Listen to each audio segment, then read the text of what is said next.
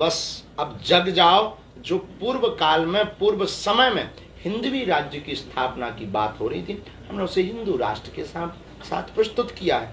अब लोगों का काम है, हिंदुओं का काम है, हिंदुओं को अगर सुरक्षित रहना है, हिंदुओं को अगर संरक्षित रहना है, सनातन को और आगे तक बढ़ाना है, तो हिंदू राष्ट्र की घोषणा करवाएंगे, नहीं तो साधु तो अपना काम करता हुआ चला जाए। आपके इन्हीं भाषणों के और इन्हीं हिंदू राष्ट्र की बात करना या फिर धार्मिक बात करने को लेकर आपको नोटिस भी दी गई है कि कोई ऐसी बात आप करें अमरनाथ में जिसकी वजह से आपको? हमें कोई दिक्कत नहीं, नोटिस हमें स्वीकार है। हम प्रायः कभी ऐसी बात नहीं बोलते हैं जिससे बेईमानता फैले, लेकिन हमको बोलने का अधिकार जितना हमें संविधान ने दिया है, इस राष्ट्र में प्रत्येक व्यक्ति को है, जितना आपको बोलने का अधिकार है उतना तो हमें भी है ना। तो हम अपनी बात रख सकते हैं ना, मानना ना मानना बात। हाँ, हम किसी मजहब के खिलाफ बोलें, हम किसी भगवान के खिलाफ बोलें, हम किसी पुस्तक के खिलाफ बोलें, हम किसी व्यक्ति के खिलाफ बोलें पर्टिकुलर, तो बात अलग है।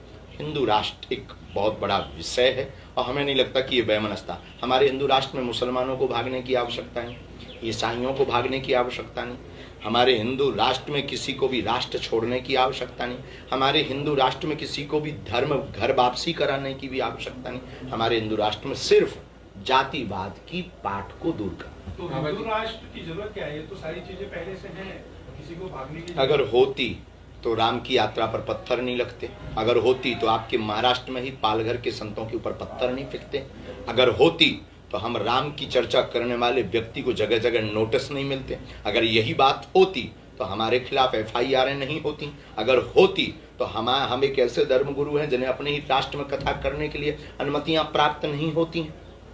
फिर आप ये कैसे कल्पना करेंगे कि हिंदू राष्ट्र है घोषित हो जाए तो हमें लगता है राम के ऊपर पत्थर नहीं फेंके। किस तरह का बदलाव होगा जब हिंदू राष्ट्र हो जाएगा आपके हिसाब से? बहुत सुंदर प्रश्न है आपका।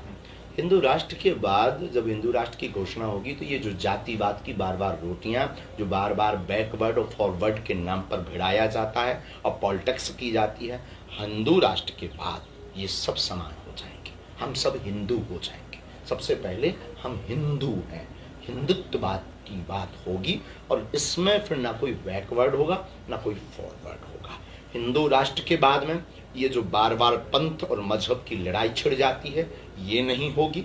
आप अपने जिनको मानते हो आप मानिए, पर ये राष्ट्र सनातन का राष्ट्र है। हिंदुस्तान ही हिंदू राष्ट्र नहीं होगा। हमारे हिंदू राष्ट्र के बाद तीसरी जो बदलाव बहुत प्यारी आएगी, वो तीसरा बदलाव इतना अद्भुत आएगा कि क्या कहना। तीसरा बदलाव ये आएगा कि जितनी भी अभी वर्तमान में जितने भी चुनाव होते हैं भगवान के नाम पर होते हैं, जब हिंदू राष्ट्र की घोषणा हो जाएगी, हिंदू राष्ट्र घोषित हो जाएगा, तो भगवानों के नाम पर चुनाव नहीं होगा, हिंदुओं के नाम पर, मुसलमानों के नाम पर चुनाव नहीं होगा, न हमको देश में